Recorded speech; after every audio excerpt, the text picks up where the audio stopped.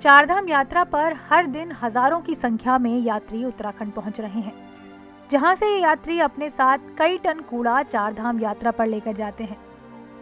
यात्रा मार्गों पर इसके निस्तारण की ज्यादा सुविधाएं भी नहीं है। हिमालय के नजरिए से ये और भी भयानक है, खास तौर से हिमालय की संवेदनशील इकोलॉजी और यहाँ पर मौजूद अनमोल वनस्पतियों और जीव जंतुओं पर इसका असर पड़ रहा है। साथ ही कूड़ा यहाँ की नदियों को भी दूषित कर रहा है।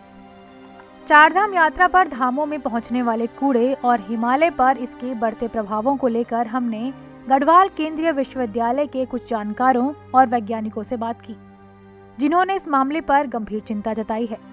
गढ़वाल केंद्रीय विश्वविद्यालय के भूगोल विभाग के एचओडी प्रोफेसर एमएस नेगी का मानना है कि अगर चारधाम यात्रा पर सही तरीके से वेस्ट मैनेजमेंट नहीं किया गया तो भविष्य में रैनी और केदारनाथ जैसी आपदाएं आ सकती हैं।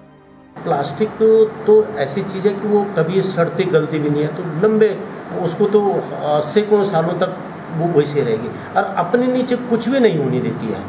तो वहाँ पर घास नहीं होगी कि जो हमारे अपरदन को रोकने के लिए एक बड़ा कारगर इस तरह की जड़ी बूटियाँ हैं, इस तरह के जो पेड़ पौधे हैं, इस तरह के जो घास है वो रोकते हैं। तो जब उस पर पेड़ पौधे घास ही नहीं उगेंगे तो निश्चित रूप से अपरदन का कारण और बड़ी जो लैंडस्लाइड का एक शुरुआती कारण बनेगा। आस्था का जो ये बड़े केंद्र हैं, इसके लिए हमको प्रत्येक यात्री को, प्रत्येक तीर्थ जो भी वहाँ पर हमारे पर्यटक जा रहे हैं उनको स्वयं संवेदनशील होना पड़ेगा। वहीं बीते कई सालों से उच्च हिमालय क्षेत्रों की जलवायु और जड़ी बूटियों पर रिसर्च करने वाले हैप्रेक के डायरेक्टर का मानना है कि केदारनाथ में बढ़ती मानवीय गतिविधि और हेलीकॉप्टर के इस्तेमाल से यहाँ ब्लैक कार्बन जमा हो रहा है, जो ग्लेशियरों के लिए काफी घातक है। तो असर होता ही है। देखो, टूरिस्ट बढ़ना चाहिए, यात्रा भी बढ़नी चाहिए उसकी, क्योंकि हमारी इकोनॉमी उससे जुड़ी हुई है। तो हम लोगों के लिए तो अच्छा है, लेकिन ये है कि वो अगर मैनेज वे में हो, प्रॉपर ढंग से हो और बढ़ने, क्योंकि उस जगह की कैरिंग कैपेसिटी उतनी है ही नहीं, उतना वो सस्टेन कर ही नहीं पाता है। तो ज़्यादा प्रेशर पड़ेगा तो कहीं ना कहीं तो नुकसान उस चीज़ का होगा ही। इतनी गाड़ियाँ चल रही हैं, हेलीकॉप्टर सेवा भी ये भी धीरे धीरे बढ़ रही है। तो जो मैं बोल रहा था कि ब्लैक कार्बन जो है वो ग्लेशियर्स में इकट्ठा हो जाता है और उसकी वजह से जो हीट जो है ग्लेशियर्स ज़्यादा एब्जॉर्ब कर लेते हैं और उसकी वजह से उनकी मेल्टिंग फास्ट होती है। और फास्ट मेल्टिंग होती है तो डेफिनेटली कभी बारिश हो गई, कुछ हो गई तो पानी एक्यूमुलेट हो जाता है, उसकी वजह से डिजास्टर के चांसेस बढ़ जाते हैं।